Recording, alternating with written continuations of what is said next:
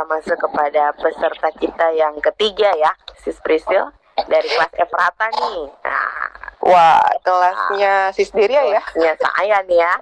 Kita panggil saja Brother Eka. Shalom. Shalom, Sis Deria. Iya, mantap. Shalom. Udah Siap siap, ya, Bro Brother? Eka?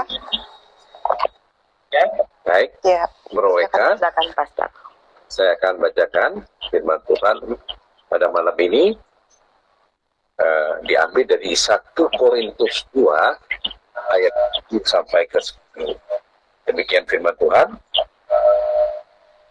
Tetapi yang kami beritakan ialah hikmat Allah yang sendiri dan rahasia yang sebelum dunia dijadikan telah disediakan Allah untuk kemuliaan kita.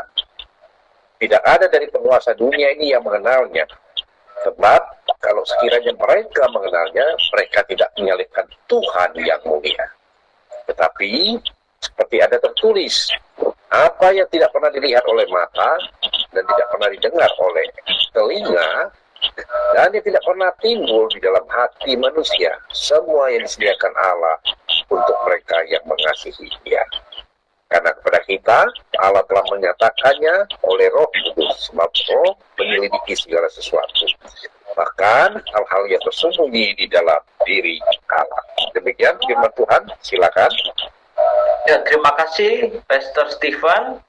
Ya, shalom, selamat malam Bapak Ibu, brother and sister, dan juga sahabat di sisi radio yang terkasih dalam Tuhan Yesus Kristus. Puji Tuhan bahwa kita dapat kembali bertemu di ruang Google Meet ini untuk mendengarkan sebagian dari kebenaran firman Tuhan yang terambil dari 1 Korintus pasal 2 ayat 7 sampai 10 dengan judul Hikmat Allah yang tersembunyi kini dinyatakan.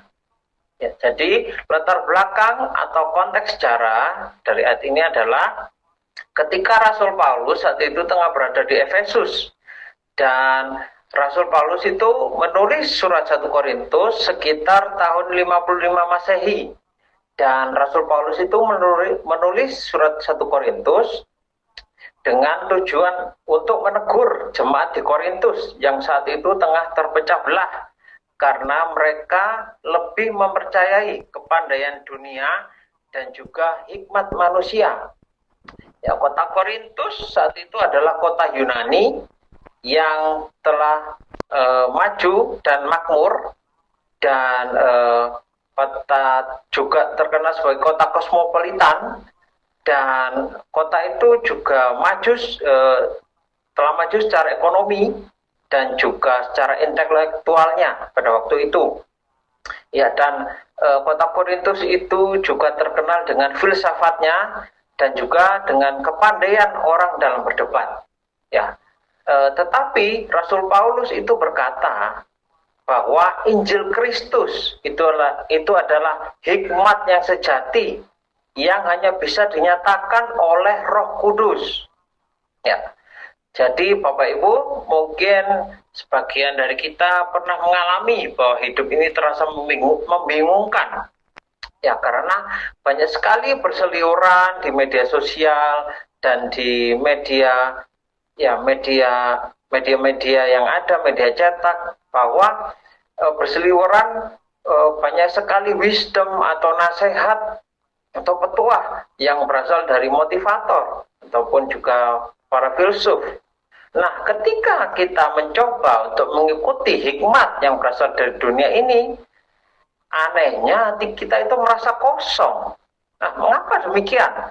Karena hikmat yang sejati itu adalah hikmat yang berasal dari Allah saja.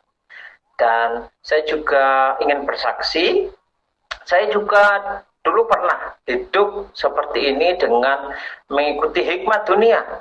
Dan saat itu saya merasa seperti domba yang tersesat, dan bahkan sampai pada poin di mana saya itu menganggap bahwa Tuhan itu tidak ada. Dan saya bahkan terperosok lebih dalam lagi sampai ke titik terendah di dalam hidup saya dengan saya menjadi seorang tunanetra. Di titik inilah saya merasa saya itu berada di dalam lembah kekelaman. Tetapi puji Tuhan, Hanya oleh kasih karunia-Nya sajalah saya itu dapat kembali ke jalan yang benar, dan saya itu mendapatkan hikmat yang berasal daripada Allah. Nah, apa sih sebenarnya hikmat yang berasal daripada Allah ini? Nah, poin pertama, hikmat Allah itu adalah rahasia Allah yang bersifat kekal. Nah, mengapa demikian? Karena hikmat Allah itu tidak berasal dari dunia dan merupakan rencana Allah yang tersembunyi yang sudah ada sejak zaman dahulu kala, tetapi kita tidak dapat mengetahuinya.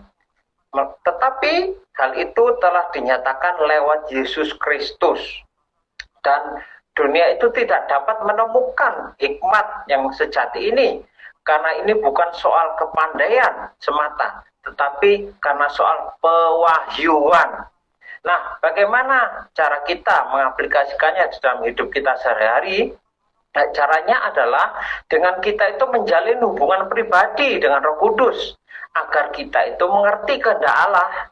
Nah, poin yang kedua, dunia itu menolak hikmat yang berasal dari Allah ini. Jadi para pemimpin dan penguasa yang hidup di zaman ini itu menolak Allah, dan mereka itu buta secara rohani. Jadi salib itu mereka anggap hina, padahal salib itulah jalan keselamatan bagi mereka. Dan dunia itu berpikir secara logika, bertolak belakang dengan Yesus yang berpikir, yang bekerja dengan cara kasih dan pengorbanan. Nah, bagaimana cara mengaplikasikannya dalam hidup kita sehari-hari?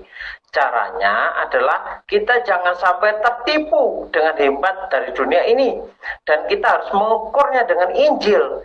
Dan juga jangan sampai kita mengikuti tren negatif yang datang dari dunia ini.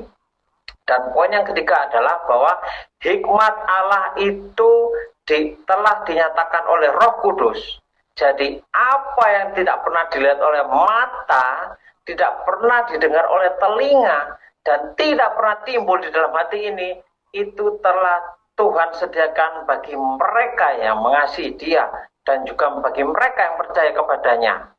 Sebagaimana ayat ini juga mengutip dari kitab Yesaya pasal 64 ayat 4. Dan hal ini telah dinyatakan oleh Roh Kudus, karena Roh Kudus itu menyelidiki kedalaman hati Allah, dan Roh Kuduslah yang akan mengungkap hikmat yang berasal dari Allah ini kepada kita. Ya, dan bagaimana kita mengaplikasikannya dalam hidup kita sehari-hari? Caranya adalah dengan kita harus peka terhadap suara Roh Kudus, dengan cara kita harus rajin berdoa, dan kita harus rajin membaca firman Tuhan. Dan kesimpulan dari ayat ini adalah bahwa Allah itu tidak menyembunyikan rahasianya dari kita, tetapi Allah itu memberikan hikmatnya lewat Yesus Kristus dan melalui Roh Kudus. Dan hikmat itu telah dinyatakan, tetapi dunia tidak dapat mengerti hikmat ini. Tetapi kita sebagai orang percaya itu akan diberikan pengertian oleh Allah, sehingga kita dapat mengerti hikmat yang berasal dari Allah ini. Dan tantangan bagi kita semua, apakah kita mau meninggalkan cara hidup lama dengan mengikuti hikmat dunia, dan kita menuruti hikmat yang berasal dari Allah? Mari kita izinkan Roh Kudus untuk menuntun hidup kita, agar hidup kita itu sesuai dengan rencana Allah yang penuh dengan kemuliaan. Amin. Terima kasih, Tuhan Yesus memberkati, dan haleluya. Haleluya. Wow, mantap banget ya Sister Priscil. Luar biasa Brother Eka. Ya, jadi bagaimana kita harus melakukan segala sesuatu itu dengan hikmat Allah ya. Baik. Sister Priscil.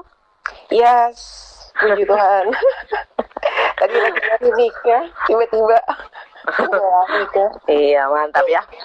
Persiapannya mantap sekali nih Brother Eka nih. Luar biasa loh. Bagus sekali khotbahnya. Merasa diberkati sekali dengan khotbahnya Brother Eka ini. Persiapannya sepertinya sangat lama nih. Benar-benar latihan terus sepertinya Bro Eka ya.